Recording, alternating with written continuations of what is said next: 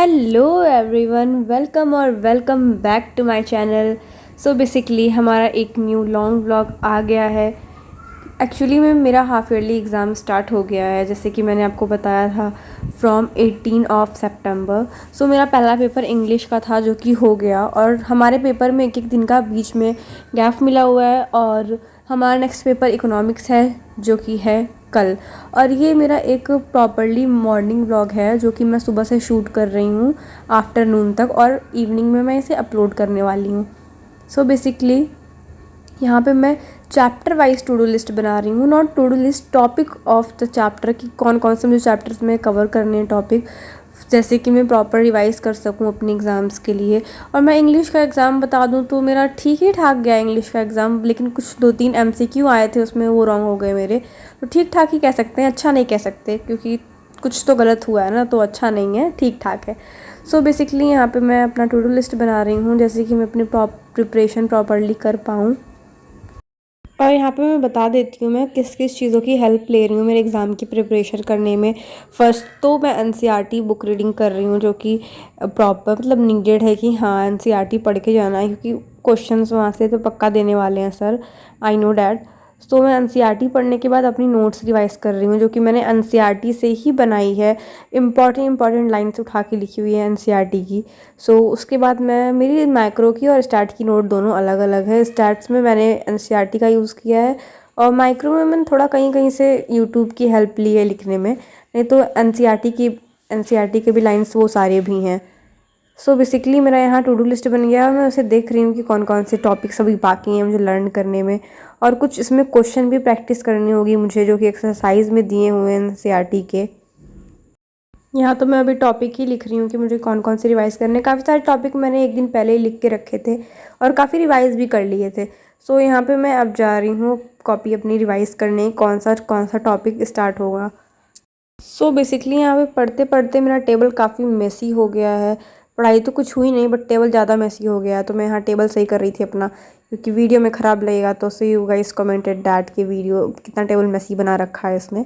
सो यहाँ पे मैं टेबल सही करने के बाद फिर लग गई अपना माइक्रो इकोनॉमिक्स की नोट्स रिवाइज़ करने, क्योंकि मुझे रिवाइज़ करके फिर मेरी डायरी में टिक करना था जो जो मैंने टॉपिक्स लिखा था। So I am revising that topic.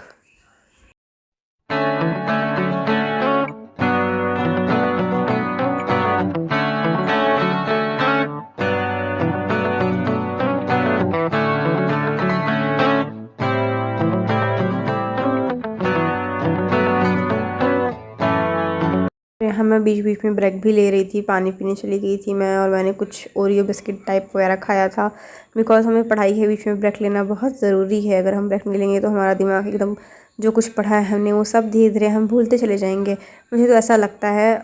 तो यहाँ पे मैं रिवाइज़ करती जा रही हूँ और आगे पीछे का भूलती जा रही हूँ। ये मेरे साथ तो बहुत होता है कि मैं आगे का रिवाइज़ करते जाती हूँ, पीछे का भूलते जाती हूँ अगर मैंने रिवाइज़ नहीं कर रखा है सही से। और मैं यहाँ पे इसीलिए जो भी रिवाइज़ कर रही थी एक कॉपी में, रफ कॉपी में लिखती जा रही थी पेंसिल से, एक्चुअली मुझे प्रॉपरली याद रहे और मैं भूलूँ ना एग्ज़ाम टाइम पे। और अगर आप लोग भी मेरे तरह ही याद कर कर के लिखते हो तो प्लीज़ कमेंट डाउन, और मुझे भी पता चले कि आप लोग भी कैसे पढ़ते हो, मतलब कैसे लर्न करते हो, आपके जो भी नोट्स रहते हैं। Tell me in comment section.